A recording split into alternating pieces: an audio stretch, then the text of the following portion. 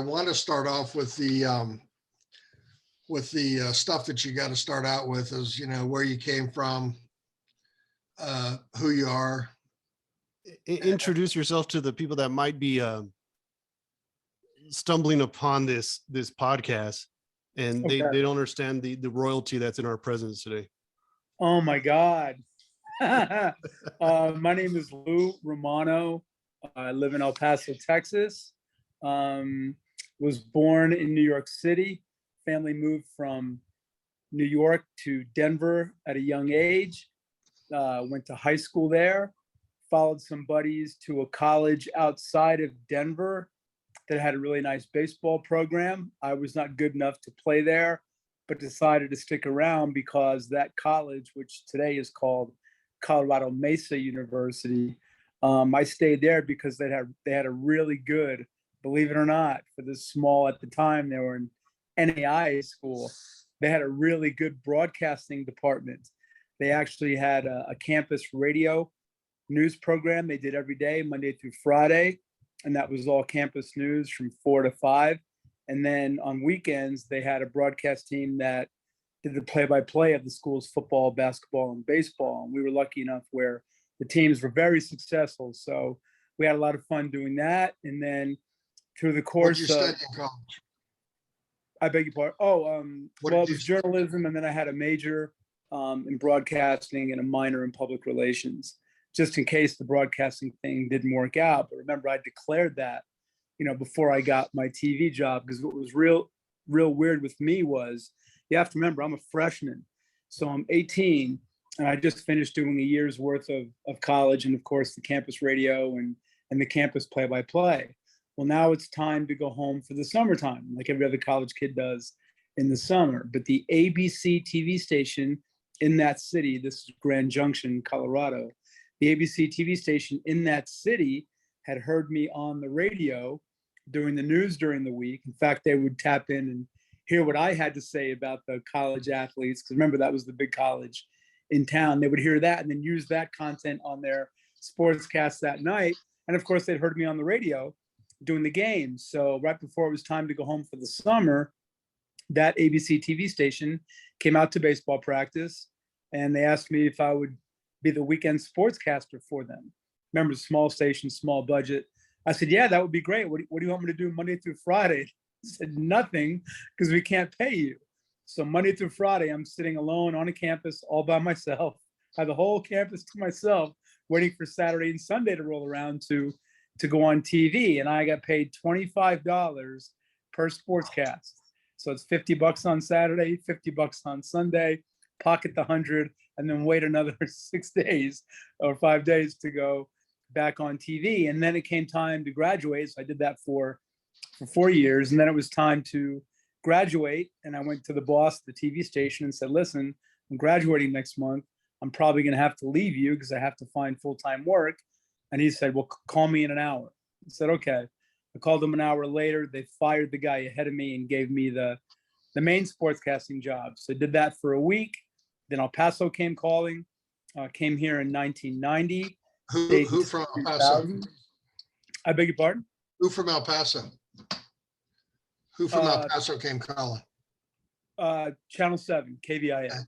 Okay. That was Fred Albers at the time, was the sports caster there, along with Jeff Lindbergh. And at that time, they had the UTEP contract, to do UTEP games on TV.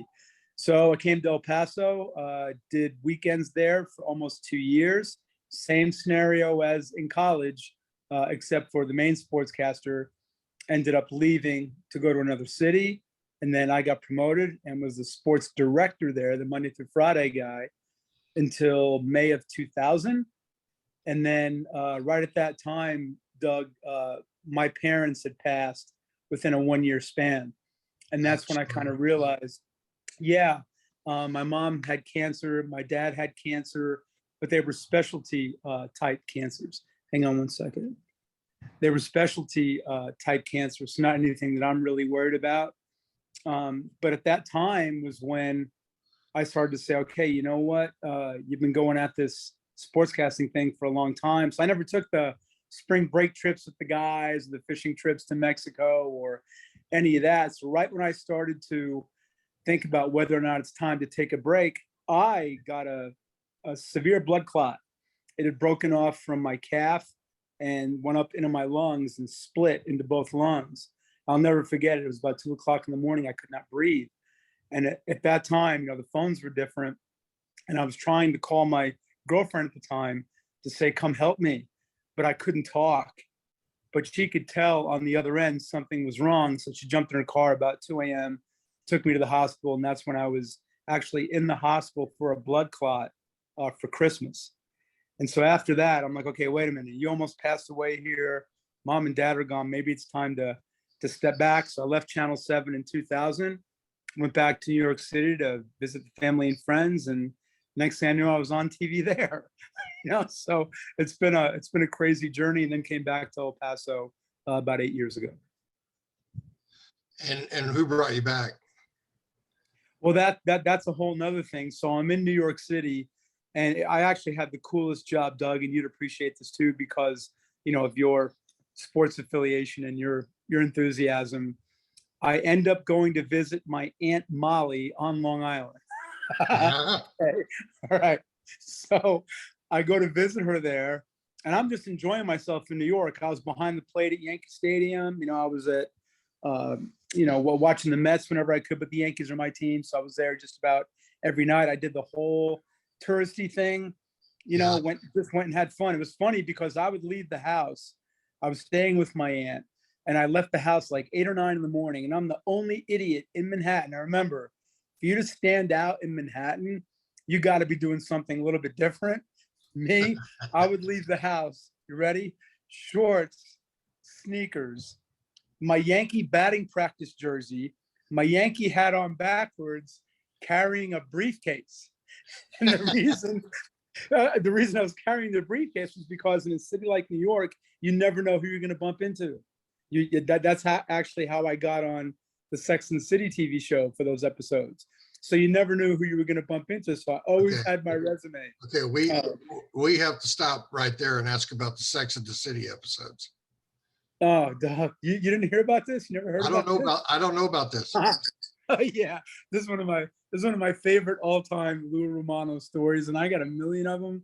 I think I'm just one of those guys who's, for whatever reason, things happen to me.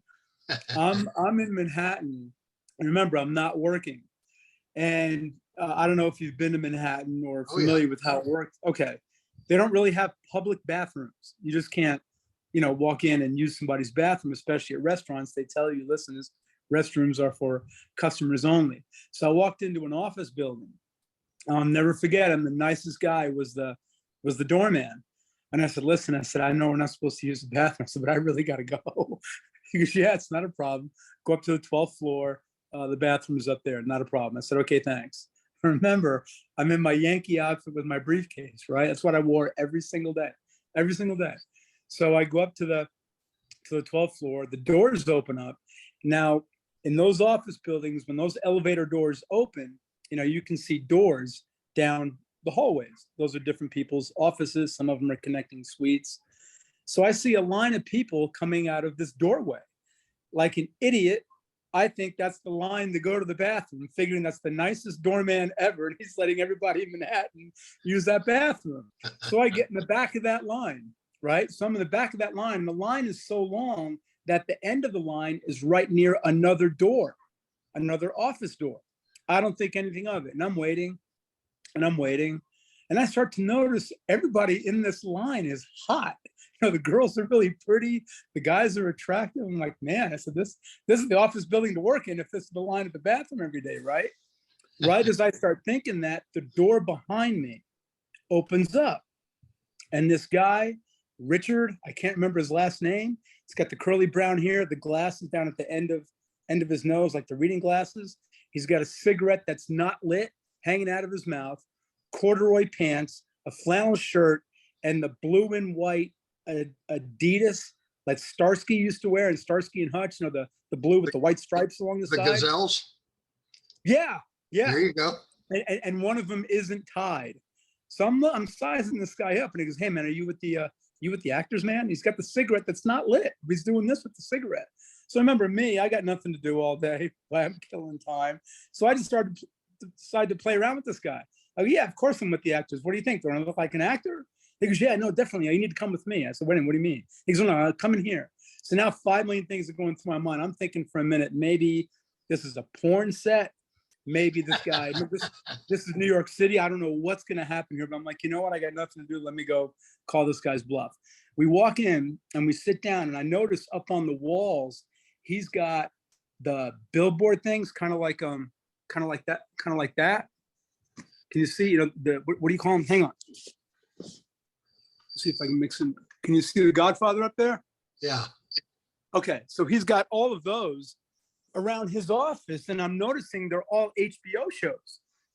So by the time I could even digest that, he hands me what looks like a menu that you would get at a restaurant, and it's laminated and it's broken into threes, like part 1, part 2, part 3. He goes, okay, give me lines 3 and 4 from part 1, and give me lines 2 and 3 in part 2 there, and skip down to number 3 there, and give me lines 1 and 2. I'm like, okay. So I just start reading these lines, and they're lines from different movies. Now on the inside, I'm laughing because I'm like, what am I getting myself into? He goes, okay, perfect. That's exactly what we thought. Takes out a little sheet of paper, hands me the slip, and says, tomorrow morning, Sex and the City, be on 52nd and 3rd. That's where our truck is. They'll get you outfitted, and then away we go. I said, wait a minute, what? He goes, what do you mean, what? I said, hang on a second. What are you talking about? He goes, what do you mean? What am I talking about? You're going to 52nd and 3rd to get outfitted tomorrow. We think you should be in the show. You're perfect for the show. I'm like, what show? Georgiana Walken, Christopher Walken's mom, is doing the casting for that show. And I see her rise up behind the cubicle. And she goes, what is going on here? I go, I didn't recognize her. I go, listen, ma'am. I said, look, I'm just horsing around with this guy. I'm just in line for the bathroom. I just want to get to the bathroom and get out of here. She goes, what line to the bathroom? I said, the one outside. She goes, those are auditions for Sex and the City, you idiot. I said, oh, okay, well, listen, I'm not an actor. I'm an out-of-work sportscaster. Thank you. She goes, wait a minute, you're the only guy who does not want to be on the most popular TV show in the country right now. I'm like, yeah, okay. And then I notice on her desk, it says G Walken. I'm like, oh my God. I said, you're Georgia. She goes, yeah. I go, what did I get into here? The guy with the thing is doing this with the cigarette. Like, he can't believe this is happening. So I said, okay, fine, thank you. I walk outside. Remember, I still have not gone to the bathroom. Okay. So I walk outside and I'm looking at this sheet of paper and everything makes sense, Doug. It's a 212 area, the person I need to talk to, the number to call, the whole thing. So I get back in the elevator and I get down to the bottom of the stairs and I pull out my cell phone before I go back out into the street. And the first person I call is my brother. Did you go to the bathroom? Not yet. Okay. No, it's the last thing on my mind right now, right? Okay. So I call my brother. I said, you're not going to believe this. I said, I'm looking for a bathroom. They're putting me on Sex and the City. Get out of here. That's a scam. You're going to call that number. They're going to whack you $50 a second and whatever it is. It's some kind of, prostitution thing. I said, no, I'm telling you. He says, all right, well, you call it and you let me know what happens. So on my way out, the guy goes, hey, man, everything good? I said, yeah, no, everything's good. I get outside and I call the number they told me to call. I call it. Lady answers the phone. I said, hi, my name is Lou. I was told by, she goes, yeah, you're Lou, the guy who doesn't want to be on the show, right? I said, yeah, that's me. She said, yeah, meet us here tomorrow morning. We got you doing the scene with Kim and you'll be doing something with Sarah Jessica and blah, blah, blah. I'm like, yeah, okay, whatever. So sure enough, the next morning I went there, got outfitted, and I appeared in 2 episodes of Sex and the City. And the funniest part of all this, Doug, is this. A couple of years later, I'm at LaGuardia and I'm taking a buddy of mine who came to visit me back to the airport. And as I let him off, limousine pulls up, Kim Cattrall gets out. And I go, oh, Mike, I said, that's Cattrall. He goes, oh, she's going to remember you. I said, she's not. It was 2 years ago. He goes, you got to say hi to her. I'm like, fine, I got nothing to lose. So I'll go over. I said, Kim, I don't know if you remember. Yeah, you're Lou, the guy who didn't want to be on the show. How you doing? How's it going? Like, you remember me? And my buddy thinks like I'm the king now because Kim Cattrall. So I started soaking up. Yeah, Kimmy, how you doing? Kim, everything good? Yeah, kids are okay. So I'm like acting like a big shot, right? So anyhow, he tells that story today to everybody. And those were my 2 episodes on Sex and the City. By the way, they did keep calling me because they wanted me to be a recurring. Well, the way it works, Doug, is they have the bottom of the line are your extras. Those are the people that you see in the background, like walking around. And sometimes they get paid, sometimes they don't. I was classified as a 3 and under, meaning I get 3 lines or less, and that's a certain pay grade. In fact, I still have the paycheck. I never cashed it. Oh, But anyhow, really? they kept calling me to go back, but at that time I'd already found work as a sportscaster, and that was my initial thought was to tell you was I had Monday, Tuesday, Wednesday. I was on the island with the Islanders and the Mets and the Jets, and then Thursday, Friday, Saturday was back in the city with the Giants, the Yankees, and the Rangers. So I had a great job, and I was living in the halfway point between Long Island and Manhattan, which was Bayside, Queens, which was the nicest place I've ever lived. So that was my New York story, and then one thing led to another. I actually got a job working with the Mets network as the executive producer of their late newscast for the Mets network, the SMY network. Hated it. Absolutely hated it. It just wasn't for me. Quit, went to Phoenix, was working for the CBS there with a buddy of mine. And that's when El Paso called and said, no, come on back and be our sportscaster. So that's what I did. And then last month it was time to step out. Can you talk about that a little bit? Why was it time? Yeah. You know what, Doug, it's that there's no bad guy. It's just that I got in at such an early age. Remember, I was 19, 20 doing TV, and to see the direction that local news, not just here in El Paso, but nationwide, the industry is so much different, than it was when I first broke in and cut my teeth. And it's just gotten to a point where if you got in before like 1990 or before 1995, there was a certain standard, that you had to meet. You actually had to have some kind of talent, to not only get on TV, but to provide information, whether it's some entertainment, because I used to do both. I do the serious stuff, and once in a while I try and make you laugh and stuff like that, because it is still entertainment also at the end of the day. But with the news industry, you kind of have to do news and information first and then blend in the fun stuff with it. Secondly, it just got to the point where, if you, with the social media now, you take a picture, hey, it's donut day, and you take a picture of me eating a donut, and then 50 people like it. Well, you're considered a good sportscaster. You're great for the state. You know what? I'm not, you guys. That's not what I do.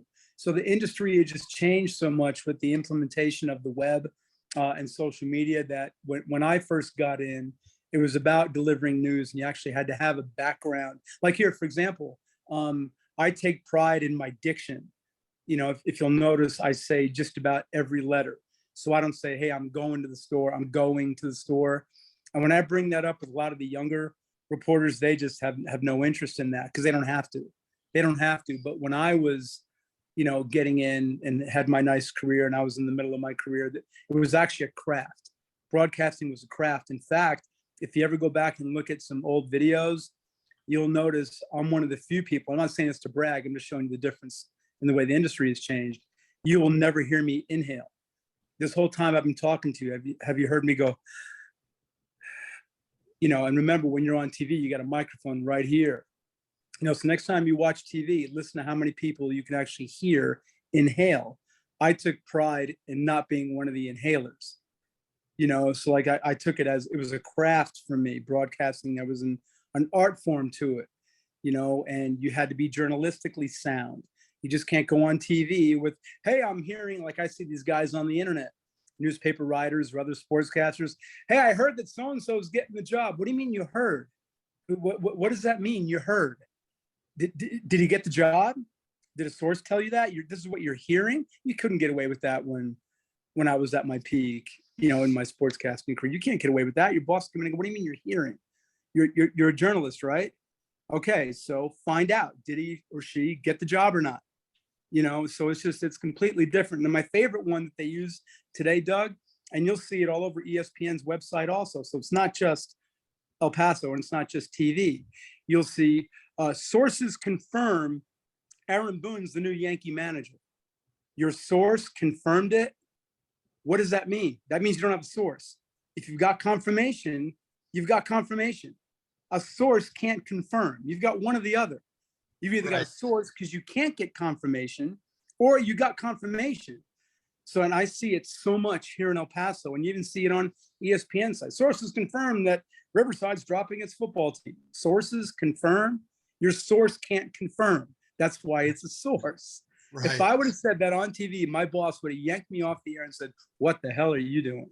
So the industry has just changed, so much, and it was just time for me and my old ways. Let the new guys go in there and do what they're doing, because There's a ton of speculation and rumors, and people are chirping all around town about it, right? About you leaving the air. yeah, a lot of people, I think, just assumed I was retiring. Yeah, I did. And I could certainly understand that, and that wasn't the case.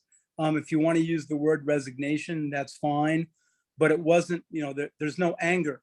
It was just, you know what, guys, this just isn't for me anymore. And then on top of that, it was really difficult, Doug, trying to handle both TV stations without any sportscasting partner. We first launched with the two stations, Fox and CBS4, with 3 sportscasters, and that's manageable, not ideal, but it's manageable. Then we got down to 2. Then we got down to 1.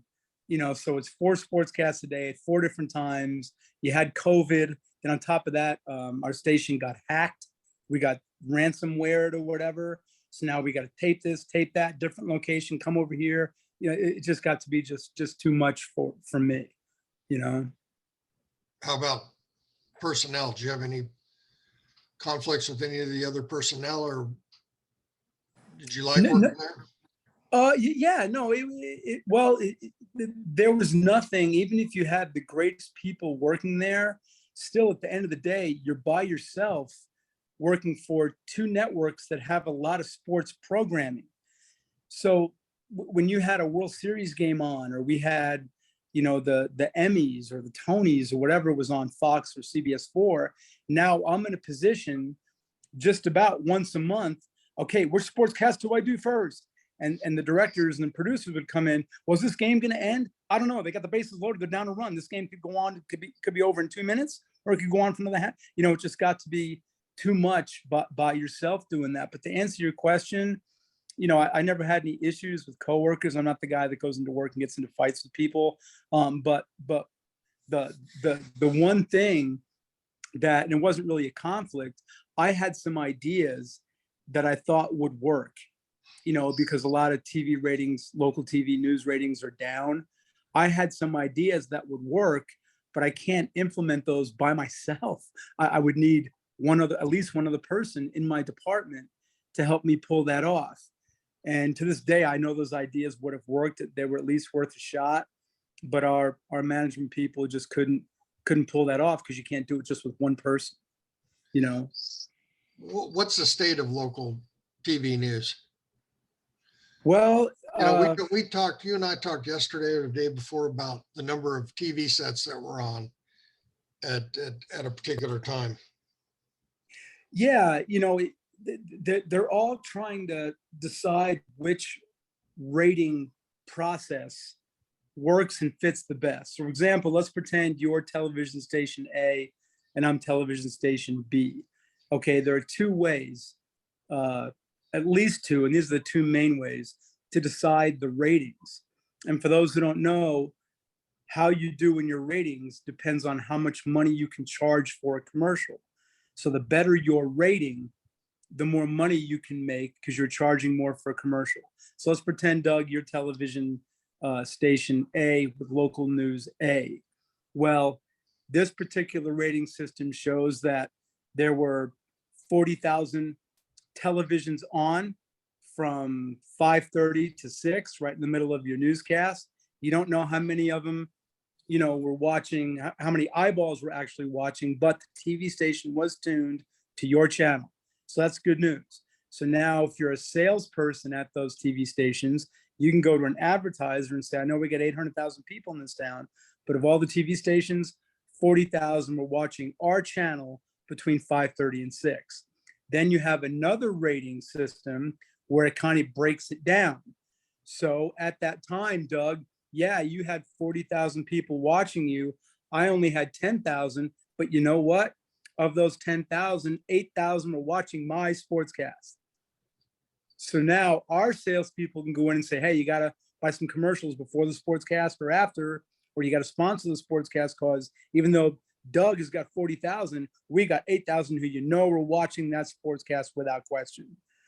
So it's become just the technology's changing all the time, and it's become very difficult for TV station salespeople to sell those TV stations because the technology is changing. You can't really be accurate. This group might say this is accurate. That group says, no, we don't like that one. We like this one. In fact, there was a time, and I don't think they're doing this anymore, Doug, but there was a time when El Paso, I think, was the last market to do this, where they would send out surveys in the mail. So let's pretend you send out 100 of those, right? You have to hope that person, A, fills it out correctly, and B, sends it back. So let's pretend you get one of those in the mail and you decide tonight after dinner, I'm going to fill that out. And it says, okay, what were you watching last night between 6 and 7? Oh yeah, I was definitely watching Channel 4. Then you realize after you sent it back, oh no, I had to go pick up Johnny at practice. It wasn't last night, it was last week when I was, so it's not accurate. But of those 100, if 50 of them come back saying Channel 4, you're dominating the ratings. Wow. Yeah, so it's just too hard to do that. And now you got the internet, where people are really going for the news. But I think I know what you're getting at with that initial question. And that is, I have no reason to watch the local news anymore. Anything that I need to know comes to my phone. So I'm not watching the local news to find out what happened today.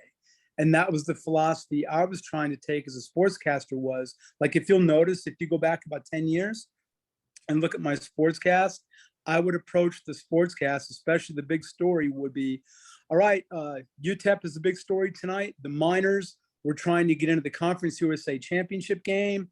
All they had to do tonight was beat Western Kentucky, which means I'm telling you, the viewer, hey, you don't know who won. So I'm about to show you. Now, I would start the sportscast with, Miners did it again. They're playing for the title. Let's show you how they did it, because you already know. So it's almost an insult for me to say to you, hey, the Yankees were looking to win Game 7 tonight. Man, everyone knows.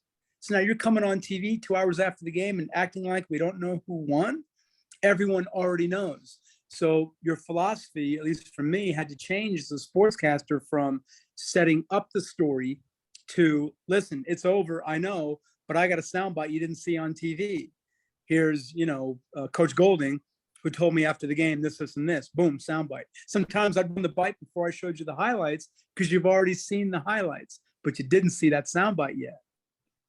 You see what I'm saying? Yeah.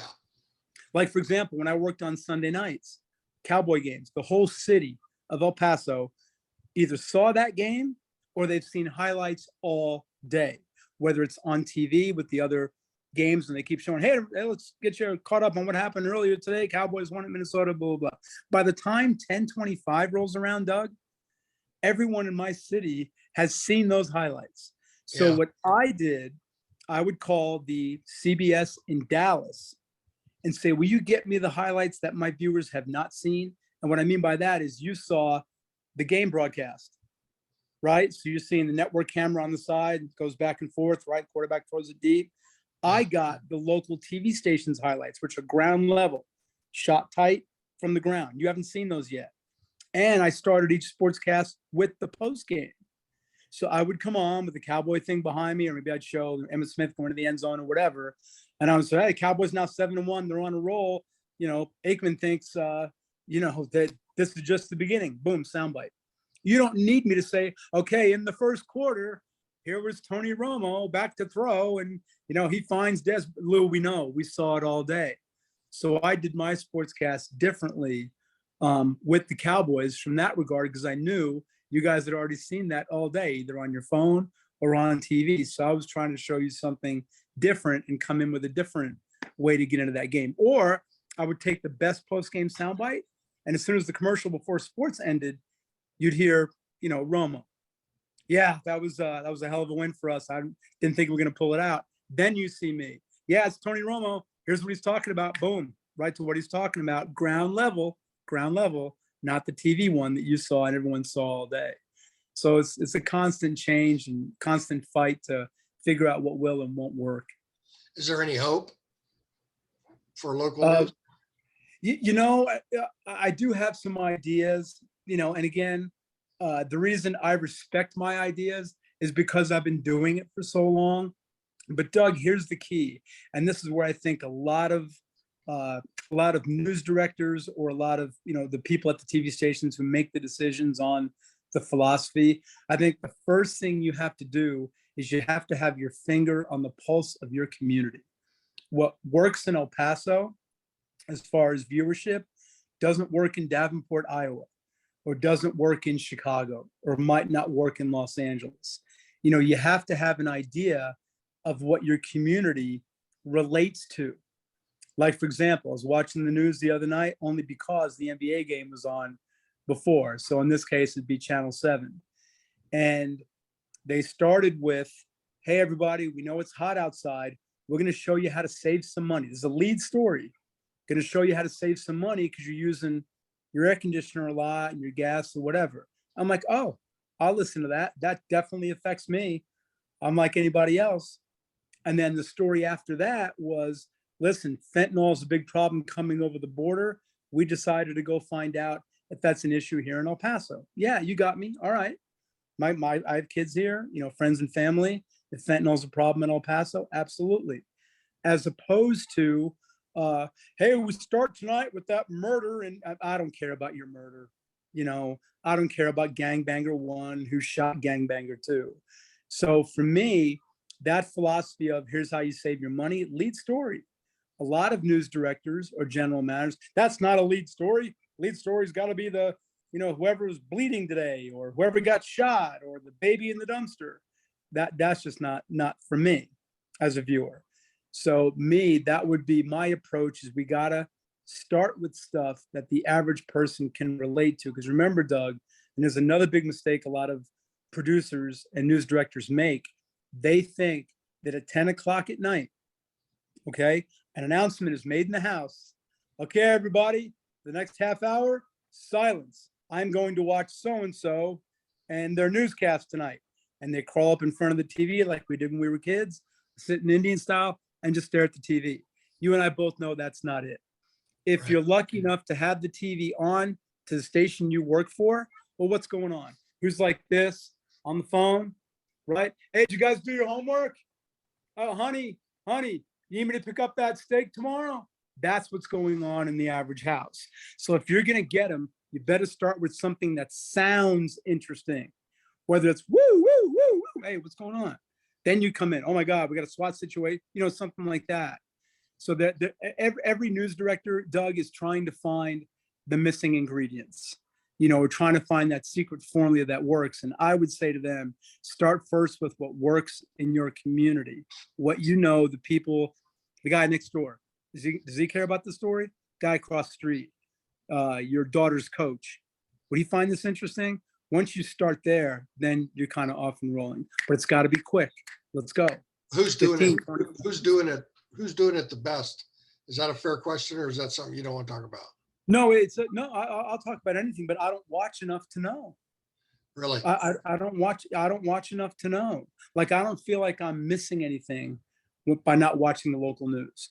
Now, on Friday nights, when we used to have the high school football shows, that's something different. I know everybody's got one, but still, our highlights might be different than this guy's, or the way we present the highlights might be different from that group across the street or the other group down the street. But that's a specialty show. Yeah, so yeah, thanks. So you're always going to get, the kids to watch that. In fact, I remember when we launched the Borderland Blitz at 7 back in the 90s, I remember the coaches telling me whenever they had a home game, the kids wouldn't leave. They'd shower and then gather around in the locker room to watch that show to see if they made the air. But those days are over now, because Doug, those kids are not checking the TV anymore to see if you showed their touchdown pass. Where are they checking? Twitter. Yeah, the phone. So to answer your question, who's doing it best? I wouldn't have any idea. Well, how about local sports? I wasn't watching. Not TV sports, local sports. UTEP, Chihuahuas. We've got this kid at UT playing baseball. Oh, Ivan Melendez, Doug. Ivan Melendez. I've said this on social media 1,000 times. I don't know. I'm running out of ways to describe that kid, but I'm telling you now, and you can put this in headlines, man. You will never have another El Paso athlete who's from El Paso, from here, right? Born and raised. You will never have another kid from El Paso do what Ivan Melendez is doing in college at a Power 5. Never. He got 2 more awards today. And he's going to win the Golden Spikes and the Dick Howell. He's going to win it. What he has done, breaking the school home run record. I mean, come on. That's a once in a lifetime season that he's had. But And we should really embrace him. if I went up to Albertsons and asked 10 people about him, 2 would know. Because it's not covered enough. People keep saying that it's not covered. Exactly what do you want? Like, if I could call you and say, Doug, I've been hitting another home run tonight. What do you want to see? He's done it again. Okay. I mean, and I turn on my TV and there's Ivan, hitting his home run. Well, and then the big thing is he's from here, so he ought to give us a shout out, a little what you call a little voice clip. Yeah. Okay. Those are 2 great points. First, I was the only guy in the city that had the Longhorn Network. In fact, nobody knew who Ivan Melendez was until 2 years ago when I showed his 4th straight game with a home run. Right. Because I would go and I would check Twitter. I'm like, where are you guys? Ivan's from here. Do you guys not know that? And I would say it in the sportscast. Then, the Kaplowitz and everybody started to jump on the wagon, which is fine. That's okay. Remember, I know Ivan just through the baseball circles, so people just forgot about him, and that's okay. You know him when he was younger? I didn't know. I knew of him when he played at Coronado, but I really got to know his family through his younger brothers because they played with my guys. Yeah. And that's how, I kind of had a little bit of an in there. But to answer your question, the other sportscasters are pulling that video off Twitter. I was taking it from the game broadcast. Then they finally woke up and decided to get the Longhorn Network installed once they realized how good he was and that he was coming back again next year. But to get that clip from Ivan is almost impossible. Remember, he's a college athlete. So you got to go through their sports information guy. You got to let him know, is Ivan available? He's dealing with 20 other kids in that locker room, all of whom come from other cities also with TV stations. So to try and get Ivan to pull him aside and then have somebody record that interview for you is almost impossible. I would have to ask, hey, Ivan, do you have a buddy who can interview you after the game? Now imagine that, Doug. You just hit a home run, right? And your team won 9-2. You have to go find a buddy of yours to hold the camera. Okay, hang on a second. Let me call Lou. Lou, what do you want me to ask him? Just ask him how it felt. Okay, hang on. And 3, hang on. Okay, wait, you're not in the light. Man, there's just no way. So it's much more difficult to get that. Now, if you called Ivan, I used to call Ivan directly, and I would tell him, Ivan, listen, I need to get you on about this series this weekend. Check with your sports information director, because the last thing you ever want to do is do an interview with a college athlete without letting their sports information person know about it. And sometimes there are restrictions. No, Kershaw doesn't want him talking about this series. Too important. You can talk to him afterward. Now I get Ivan in trouble. He didn't know. Now I wind up getting Ivan in trouble. You know what I mean? So it's harder than you think. If he was playing here, he'd be on TV every night. Yeah. If he was playing here at UTEP had a baseball team, he'd be on TV every night. Should UTEP have a baseball team? I keep hearing that, and I kind of judge it on UTEP's softball team. They got a lot of El Paso players on that team, and they can't win. So I don't think it's the players.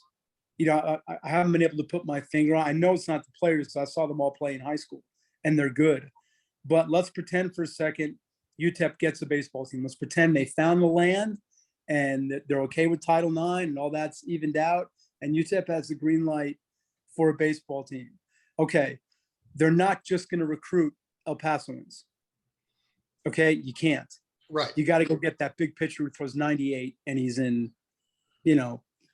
Joliet, Illinois, whatever it might be. He's in Indiana. Right. So you're not just going to have El Pasoans on that team, number one. Number two, what do you base the attendance on? If that team's not winning, just like any other sport in this town, if you're winning, they'll come watch you. right? So you have to hope you have here, I go to NMSU's games all the time. They get nice crowds, not great, but nice. But that baseball community, just like it is anywhere, is different. At New Mexico State, they show up in the motorhomes. Series starts on Friday. They're there Thursday night, and they got a whole row of them all lined up in the parking lot. That's a weekend for those people. I don't think El Paso has those type of fans. I agree with you. What is wrong with El Paso sports? Because I mean, we could go through the list: girls softball, men's basketball, football, track and field. Yeah. Do you mean UTEP or just in general? Yeah, UTEP. Okay. Well, first, UTEP's track team is off the charts every year, and nobody knows about it. Right. You'll see those guys in the Olympics in 2 years. Right. A lot of them, right? So in fact, we've said it a million times on the air. That's El Paso's best kept secret, is that track team at UTEP. They'll compete with anybody, and how they continue to do it forever, year in, year out. Yeah. But here's what I think UTEP's problem is. Okay, I'll get to the high schools in a minute. UTEP's problem is this, and to me, it's actually simple. And Doug, this is 30 years of me working in this town, trying to figure out why. You call Nick Saban right now and tell him to coach the UTEP football team. You think they're going 12-0? No. Okay, why not? It's the best coach in America. They don't have the players. Why not? How are you going to recruit a kid to come play here? Exactly. That's the issue. It is very hard to get a kid to want to come to El Paso, Texas. Most people don't know where it is. When I first took the job here back in 1990, my relatives thought I was going to Mexico. They just don't know.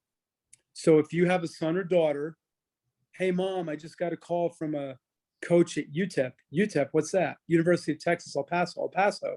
They run over, they Google that, 250 dead in Juarez murders. Whoa, you're not going there. You're not going there. That's UTEP's problem. It's not that they don't have coaches who can coach. Now if you talk to Ben Wallace, the volleyball coach, he'll argue with you. He'll argue with me on this all day. Because you got good coaches, and I agree with him. Look what he's done with that volleyball team. Without question, he's a fantastic recruiter to bring players into UTEP. But we don't know how long he can keep that going. But he's done an amazing job. Yeah. But when you're talking about the money revenuing, the revenue generating sports, it's almost impossible. Here, take North Texas, for example. 4 years ago, right before COVID hit, you couldn't wait to play North Texas. That was the game that you scheduled to get your stats up. I'm gonna throw 5 touchdown passes. They're the doormat of the league. Had they win Conference USA the next year, how'd they do that in 1 year? Where did Texas San Antonio come from, ranked in the top 25? San Antonio. Yeah. It's San Antonio, right? And you start getting the word out. And with the social media, hey, we got a Riverwalk here, look at the pretty girls, this, that, and the other thing. Oh, and we have a TV contract, which UTEP does not. So now you go tell a kid, 55 or 60-year-old parent, okay, here's what you do. You go to ESPN3. No, you're on ESPN Plus. No. Click over. Okay, go to ESPN3. Okay, see where it says subscribe. Okay, go to menu. Dude, they don't want to hear it. They want to be able to, are you playing tonight? Click. Oh, I got you. There you are. Why doesn't UTEP have a TV contract? Well, if you're a network, you're going to show Conference USA? You're going to show that Western Kentucky? Yeah. No one's going to watch it. So how does New Mexico State, locally? How does New Mexico State do it? How do they do it with their baseball program? Well, their baseball program, yeah. Hang on a minute. Let's first get back to Aggie Vision with their basketball. The Aggies are on TV all the time. They've got their own TV station. UTEP doesn't. They've got Aggie Vision. So now because they're broadcasting the game, or there's a signal coming out of that, now you've made it easy for any other network. Remember the time zone also. We're in the Mountain Time Zone. Most of the big teams or the popular games are East Coast. They're over by 8. So if you're looking to fill out that programming on whatever regional TV station that you have or cable network that you have, man, we got to fill these 2 hours. Oh, NMSU plays at 8? Were they playing Grand Canyon? Oh, build that up. Those guys hate each other, right? Boom, tap into their feed. Doesn't cost us anything. We're going to pay them to show the game. and that's it. UTEP doesn't have that. So no TV contract and no TV station. Yeah. How have the Chihuahuas been for El Paso? I think that the Chihuahuas surprised me because I wasn't working here when that whole deal went through. When I was hearing they're going to knock down the City Hall building and put us down. You're putting it down there, in downtown El Paso, where Cafe Central, the nicest restaurant in El Paso, is right next to a building with blown out windows. What are we doing? We're putting a baseball stadium down there? Okay, it's AAA. All right, let's remember El Paso's a sexy city. And what I mean by that, Doug, is if that Chihuahuas team was competing for a title every single year, El Paso loves a winner. And they love when we go on TV and say, hey, huge game tomorrow, huge game, hey, big game, big game, big game. Look at UTEP's women's basketball team. When they were in those NITs under Keitha Adams. Yeah. I remember going on TV and showing people Craigslist, sold out, sold out, sold out, sold out. You couldn't find a ticket. They packed that gym to watch women's basketball. We don't care who the opponent is. Playoff game, it's an El Paso team, we're going. So El Paso was showing you, we'll support the winner. We'll support the winner. I think Chihuahuas, I haven't seen the numbers. I think Chihuahuas attendance has gradually decreased, which is to be expected because everybody will go see the new thing. Everybody will go watch the new thing. And remember, they were good. Chihuahuas were good the first 2 or 3 years. They're always in the thick of things. And I think as that started to disappear a little bit, that's when your fan interest disappeared. All it's going to take for them is to go win another division title, and they're fine. Ruben, what are you wondering about? What you'd like to ask Lou? I got a list here. Let's hear it. Yeah, fire away. Everything you've described so far is much of the same issues I run into with digital marketing and social media stuff. And I think it's just you saw it from the hands-on local news TV, and I'm watching it happen over the past 5 years a lot faster. The cycle's just coming a lot faster where there's too much of a race just to get content out there. It becomes a rat race, and it's, we're starting to mistake attention for quality, right? So instead of this rat race and this hurry up to get a piece of a soundbite out there or get high quality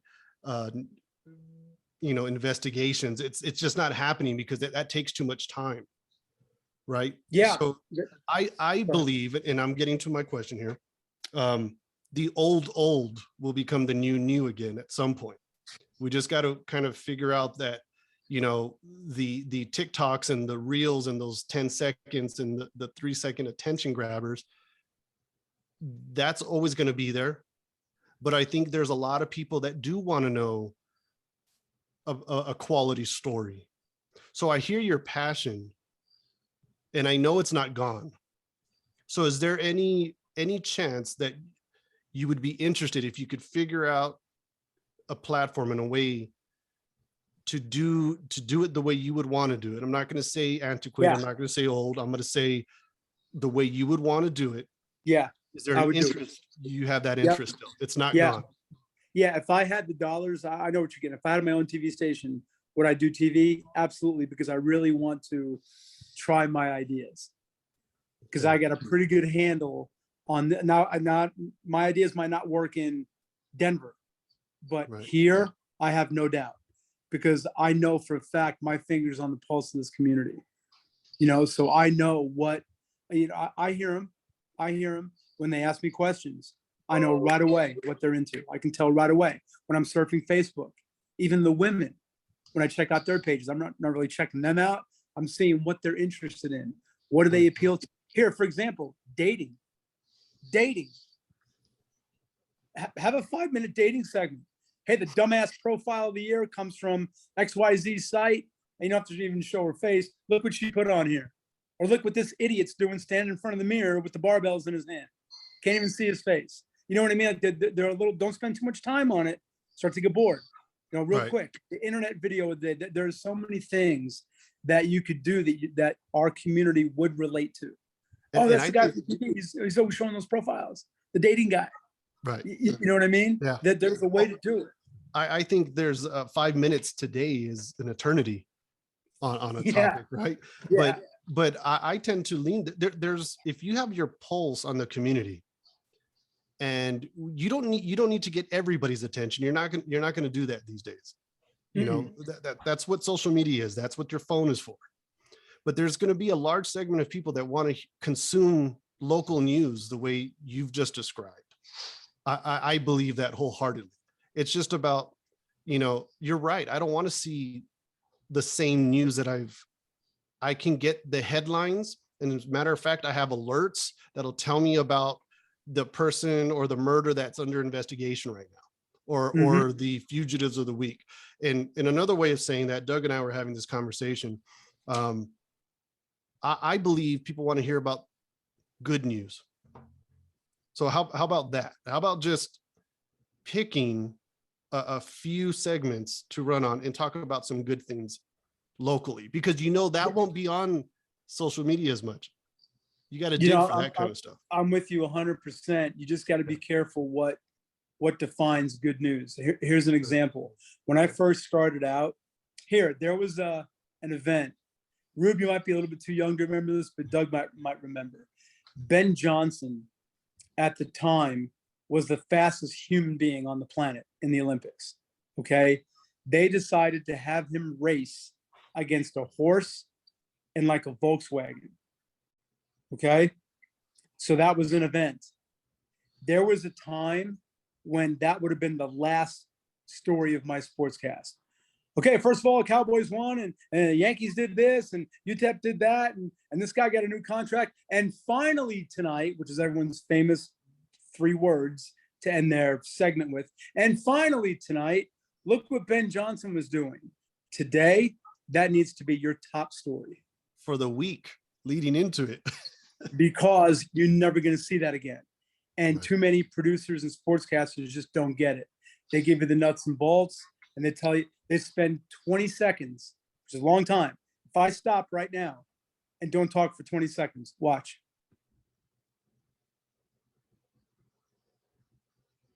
You get the idea? Yeah. Okay. Absolutely. They'll spend 20 seconds telling you, all right, so UTEP came into this game and they're on a 5-game winning streak, and this Western Kentucky team was coached by so-and-so. He used to play under Haskins, and now the Western Kentucky team, man, come on. Can I see some video, please? Me, 1 sentence, boom, away we're gone. We're gone. Boom, here we go. So my point is, what you were saying, it depends on what is good news. To me, the Ben Johnson thing, it's not bad. Right. So you have to define what your good news would be. Now, if you come on TV and say, our big story today is the lady at Fort Bliss who jars jam for all the new soldiers at Fort Bliss, people are gonna be like, that's the thing that you think I need to know the most? Yeah. No, but instead, you tease it. You come on, there's a lady at Fort Bliss who's doing something with soldiers you won't believe. In the meantime, you show some video of a jar of jam. People are like, what? They just don't get it. But that's the point. They don't get it. Not yet. And they'll watch later. Okay? But first, listen, if you've got a kid going to an EPISD school, pay attention. Because starting next year, there's going to be a keg in every locker. Okay? It's not bad news, but that's not good news. Hey, look at the lady. You know what I'm saying? So I think I know what you're saying when you say good news. It's anything that's not bad news. That's right. That's right. It's kind of like what we're doing right here. We don't want to. We've had a podcast with Rocky Coppinger already, and Joe Gomez, and it's just, it's not. They're not being discussed, and these are local heroes when you talk about it. Like what Joe Gomez has done for UTEP, and I wouldn't know much about that at all if it wasn't for Doug introducing me to him and shedding some light on him. And I just think more of those kinds of stories. But I didn't know Joe Gomez's role until about 2 years ago. Right. And maybe that's shame on me, but how would I know? How'd you find out? I was trying to track down somebody from the 66 team. It may have been Neville Shed. And I think I put something out on Facebook, like Neville tweeted something, and I put something out like, hey, I got an idea for you 66 guys. Anybody know how I can reach them? And that's when someone said, man, that's easy. Joe Gomez. I'm like, who? Oh, Joe. Oh, I get it. That's how I found out. Right. You know, he's an honorary member of the team. I did know that. I found that out too after I figured out who he was. So you're right. Yeah. There's no reason why you can't come on TV and stop with the crime and punishment. Now, Walmart shootings, that's totally different. That's a once in a lifetime, of course. But Understandable. Here's the mugshot of the guy with the tats all over his eyeballs, who stabbed the lady next door. All right, enough. Hey, we seized 1,000 pounds of marijuana at the border. Okay, we always do. What else you got? So already you've lost me. And today, with the attention span that people have, I mean, you guys know how many times you sit, right? You got to get me and get me now. So yeah, I do have some ideas. And if I had that kind of money where I could launch my own TV network, I had more people, once I announced my resignation, you guys, I had more people tell me to do a podcast. You know why I don't? Because everyone's doing them. I agree. I mean, how am I going to outdo him? I'm not going to outdo Doug. It's different when you don't have, the video with you and the lights, and that's what I grew up on. That I'll kick your ass with that. But as far as sitting in the house like Doug's doing, I can't beat Doug. You can't lower your standards, is what you're saying. No, what I'm saying is I'm not technically sound enough to know how to do that. I watch these guys on YouTube. Well, we're going to help you figure that out. Don't worry about it. But you're right on the podcast. That's my hesitation, and it's not because I don't agree with it as a great platform. We're doing it for goodness sakes, right? Yeah. So you gotta, to stay relevant, you got to do certain things if you want to be relevant. But I tend to lean towards don't compete, but be unique, right? So I like to go where others aren't going. So I've always done those kinds of things. So I was looking at podcasts 4 or 5 years ago. Had I pushed it, and who knows? But now it's everybody. The name of this one is Lou Romano didn't retire. That's right. Everybody in town thinks you retired, man. I know. And I just take it, every day. How do you like retirement? In fact, today, how do you like retirement? Yeah, it's great. What am I doing? I didn't retire. It's not like a 5-year-old. I didn't retire, but but I'll find something soon here, guys. Right now, it was such a grind, over the last 8 years, and especially the last couple of years with doing both stations, coming out of COVID, the ransomware attack, that just took a toll on me, so I'm enjoying the crazy 100-degree heat. Can you relax at 10 p.m.? It's funny you mentioned that. Just last night, it dawned on me that I can actually get into bed at 9:30 because my days are full. Before, my day didn't start till 2. You know what I mean? Yeah. Now I'm pretty active and I'm out and around, but not like now. Now 7:30, man. I got things going, making phone calls, people on the East Coast, whatever, emails, checking stuff out. So I'm going a lot earlier than before. So yeah, I can actually be in bed by 9:30, which is crazy. It wasn't like that for the first month though. My last day was April 30th. And yeah, here I was 2 a.m. eating cereal, bored out of my mind because I was wide awake. It just took a month to get into that cycle of being like a normal American where you go 9 to 5 and you're in bed by 10. So we're going to let you go here in a minute, but before we do that, I want to know your 5 favorite El Paso sports stories. Oh, geez. Of all time.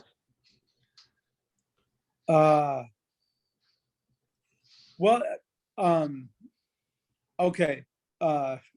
Man. We won't hold you to it. It's a lot of years. To mind. Okay. I would say at number 5 would be when the Cowboys came here for their scrimmage game and the Sun Bowl was sold out and everybody forgets it rained during the game.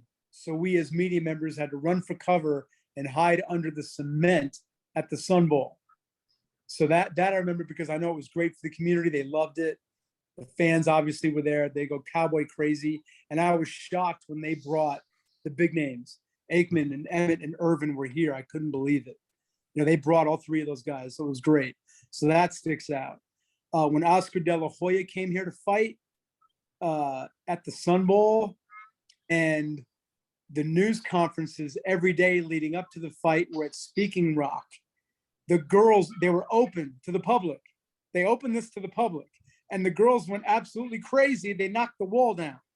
They were outside, and they had Oscar up on a stage, and the media members were taking turns, going up with microphones. Okay, you guys are next. You guys are next. The women just couldn't wait, and they knocked the wall down that separated the media from the public. So now you got girls all over the stage mobbing Oscar De La Hoya. We couldn't get a question in. So I definitely remember that. Oh, Doug, you were actually part of it.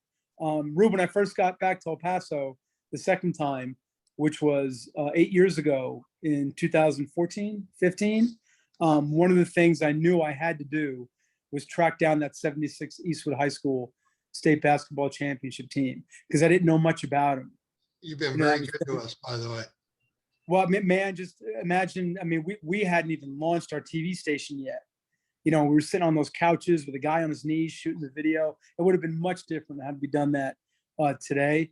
But yeah, man, Doug rounded up a bunch of the guys, and to hear them tell their stories, the Hobbs story's great, how their toughest game was against each other, not against the opponent.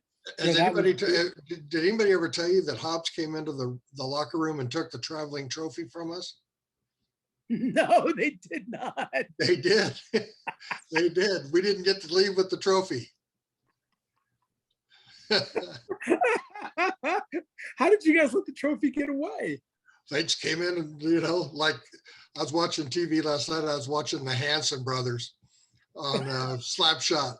Yeah. And it was like those cops coming to the door, the trophy now. By the way, I got the Hansons autographed. I know you're a memorabilia guy. Those guys are great. Yeah, that would probably be number 3.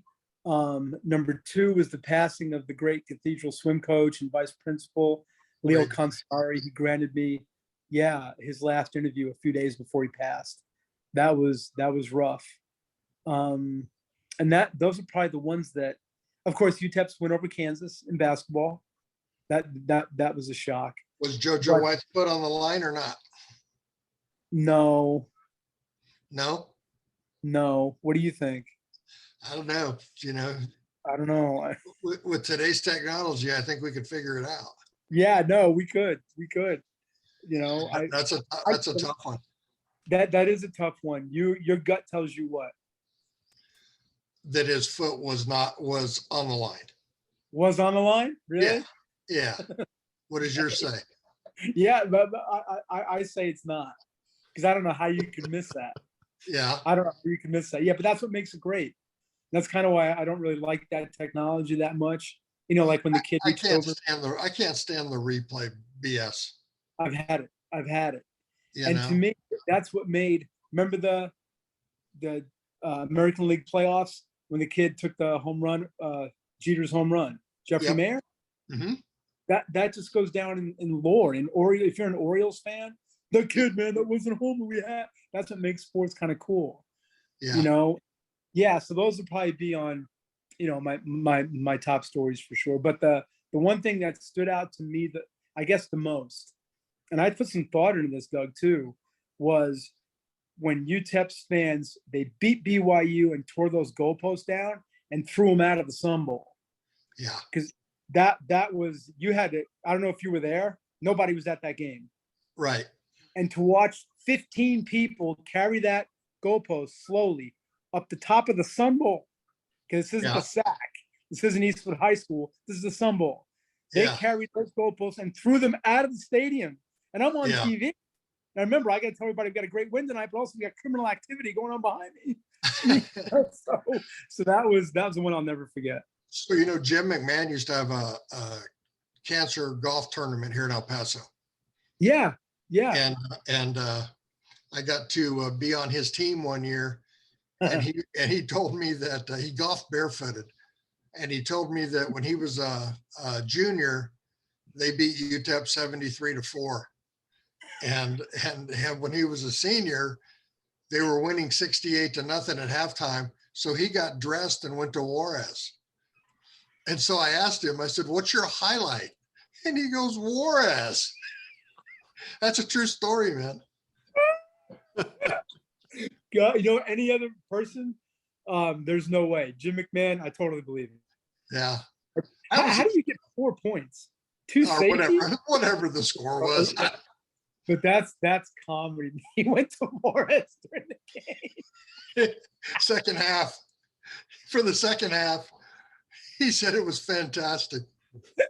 What's he doing at BYU? I know. I don't know how we got in there. Yeah. Yeah, but those would be the ones that stick out the most. Yeah.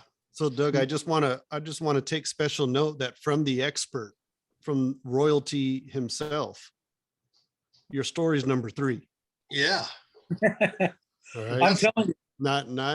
Not number 1, But not past the 60-16. But that's what A-Rod says all the time, is that he's got 696 home runs, but he's 4th all time in strikeouts, which means there's only 4 people that have failed more than him. More than he has. Okay, Lou, let's name the 4. Oh, geez. More strikeouts than A-Rod. Dave Kingman. Kingman's one of them. Reggie Jackson. Reggie. Let him answer, Doug. Rob Deere keeps popping in my head, but he didn't play long enough. Hey, I don't think so. Get that. Who am I missing? I don't know. I'd have to Google it.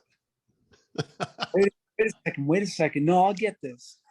There are 4 guys who. Ruben, look it up so you can verify the answers. Okay, I know Reggie's on that list. I know A-Rod loves that because he's his hero. Oh, he is? I didn't know that. Really? Yeah. You know, I asked Lou Piniella one time who the greatest baseball player we ever saw play was. And he played with Lou Piniella. No, who did he say? Alex Rodriguez. I mean, out of all the people that Piniella played with, he said that A-Rod had the most natural talent of anybody he'd ever seen. You know what? I wouldn't argue that with him. Really? Yeah, no, I'm not saying A-Rod's the best, but when you look at him and watch him play, like who's a better great who hands. plays baseball, but yeah, I mean, Great hands. Yeah.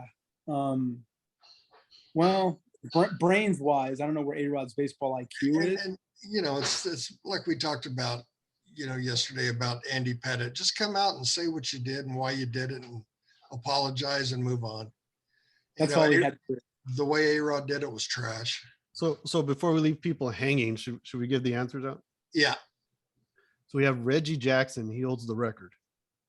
Okay, Dave Kingman. We have Jim Thome or Tomey. Jimmy Tomey, right. Yeah. Okay, makes sense. Adam Dunn. Oh, Adam Dunn.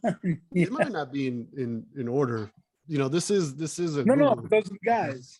And, Adam Dunn played long Sammy enough? Sosa. Sammy Sosa. Sosa played long enough? I guess he did. Does it have how many strikeouts they all had? Yeah, 2597 for Jackson. Holy sh! Tomey was 2548. That's okay. So 2548, not too far behind for Jim Tomey. 2379 for Adam Dunn. Wow. 2306 for Sammy Sosa. Wow. Man, Doug, Adam Dunn, he didn't play nearly as long as those guys. He's right. You know what? That's a trivia question. You can ask anybody. Nobody knows that answer. Yeah. Dunn. Wow, I never would have figured Adam Dunn. I didn't think he played long enough. But he had a lot of at-bats, apparently. I guess, yeah. Or 1 for 4 with a homer and 3 strikeouts every night. Yeah, makes sense. So yeah, I'm gonna remember that. You guys can have me on. I'm like I said, I'm not, really working right now. So, you guys are plan on it. Slow day or slow week. I'm very available. Okay. I love doing this stuff. I love you doing it for us. Thank you. Oh, anytime, man. Anytime. Thanks for looking that up. No problem. Okay, Doug, see you soon. Bye.